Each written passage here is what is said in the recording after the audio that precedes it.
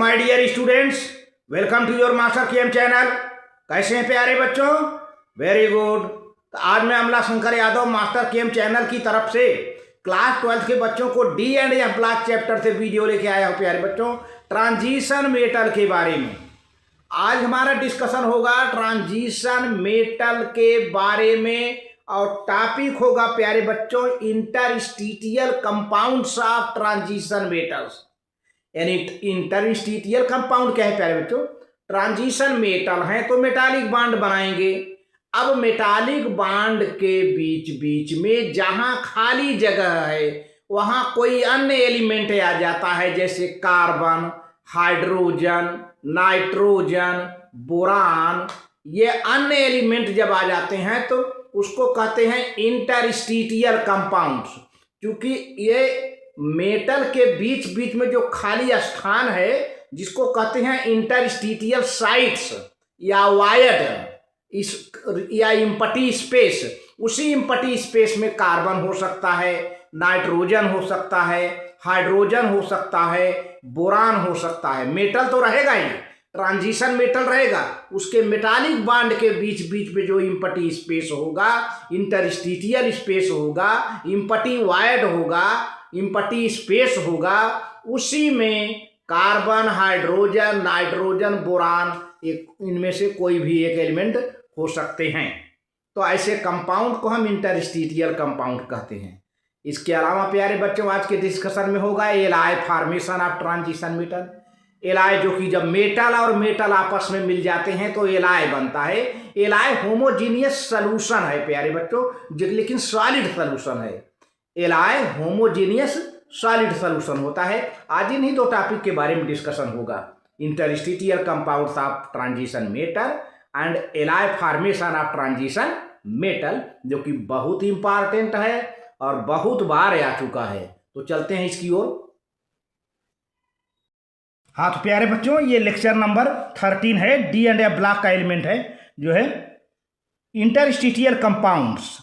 तो देखिए प्यारे बच्चों इंटरस्टिशियल कंपाउंड्स क्या होते हैं?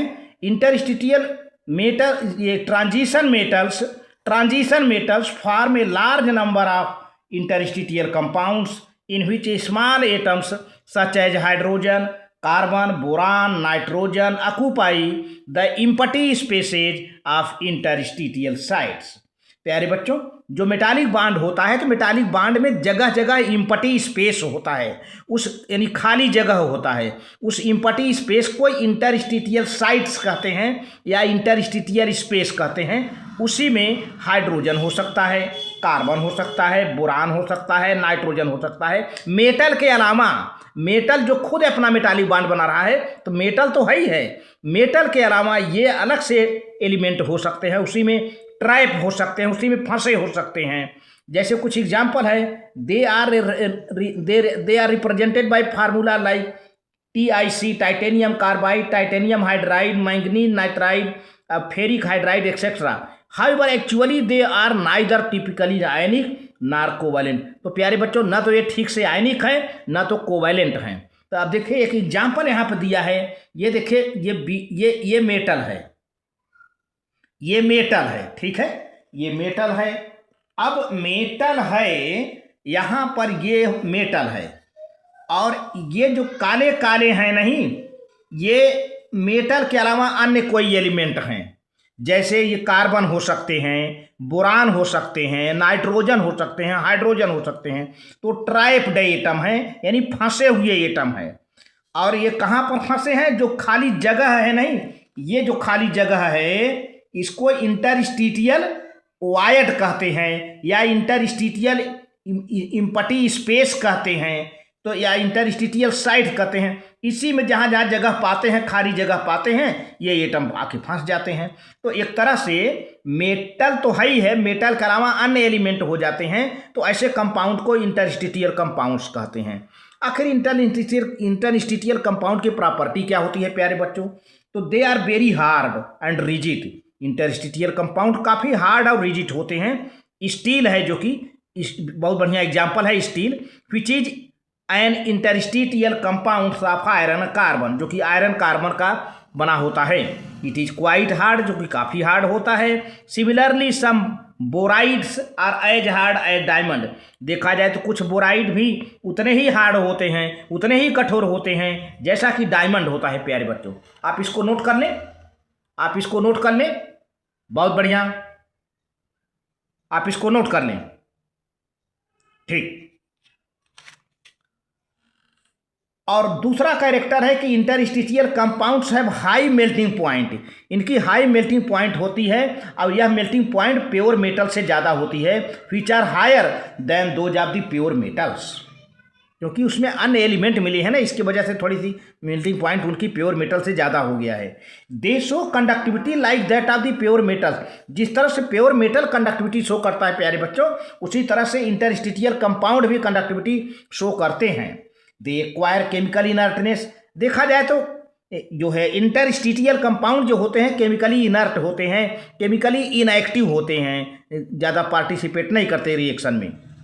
अब एलाई फॉर्मेशन, ये एलाई क्या होता है? जब एक मेटल दूसरे मेटल में मिक्स हो जाता है या एक से अधिक मेटल आपस में मिक्स हो जाते हैं, तो एलाई एक तरह से होमोजीनियस सॉलिड सॉल्यूशन है। जी हाँ, ये होमोजीनियस सॉल्यूशन है, लेकिन कैसा? सॉलिड सॉल्यूशन है। तो alloys are homogeneous solid solutions of two or more metals obtained by melting the components and then cooling the melt. These are formed by metals whose atomic radii differ by not more than 50%, so that the atoms of one metal can easily take up positions in the crystal lattice of other. इस तरह से प्यारे बच्चों ये इनकी atomic radii करीब करीब same होती है। अगर एक दूसरे से डिफर भी करता है तो 50% डिफर करता है प्यारे बच्चों। अब देखिए यहाँ पर एक एलाई है, एलाई है। अब यहाँ पे दो मेटल हैं, एक मेटल एम डैश है, दूसरा मेटल एम है। अब देखिए जो रेड कलर का है ये मेटल एम डैश है, ये भी मेटल ही है, और दूसरा मेटल ये है, देखिए जो वाइट है, तो ये है। इस तरह से दोनों मेटल मिक्स हो गए हैं, एलाई बन गया है। Now, as transition metals have similar atomic radii and other characteristics, hence they form alloys very readily. इस तरह से प्यारे बच्चों ट्रांजिशन मेटल का देखा जाए तो एटॉमिक रेडाई करीब करीब सेम होती है और ये एलाई बनाते हैं बड़ी आसानी से। Alloys are generally harder. Alloy को देखा जाए तो काफ़ी कठोर होते हैं और इनकी मेल्टिंग पॉइंट बहुत ज़्यादा होती है। They are resistant to corrosion. इन पर कोरोजन नहीं होता, इन पर रस्सिल नहीं होता, इन पर जंग नहीं लगता, इन पर मोर्चा नहीं लगता देन द इंडिविजुअल मेटल्स, क्योंकि एलाई अच्छा होता है। The most commonly used are the ferrous alloys. ज़्यादातर देखा जाए तो आयरन के एलाई ज़्यादा यूज किए जा रहे हैं। द मेटल्स, कुछ मेटल ऐसे हैं जिनका यूज एलाई बनाने में किया जाता है। स्टेनलेस स्टील और स्टील बनाने में किया जाता है। कौन कौन मेटल है भाई? Chromium, vanadium, molybdenum, tungsten and manganese are. आप इसको नोट कर लें, आप इसको नोट कर लें पहले। जी हाँ, तो these metals chromium, vanadium, molybdenum, tungsten, manganese are used in the formation of alloys. इनको एलाई बनाने में इनका यूज बहुत ज़्यादा किया जाता है। एंड स्टेनलेस स्टील भी बनाया जाता है।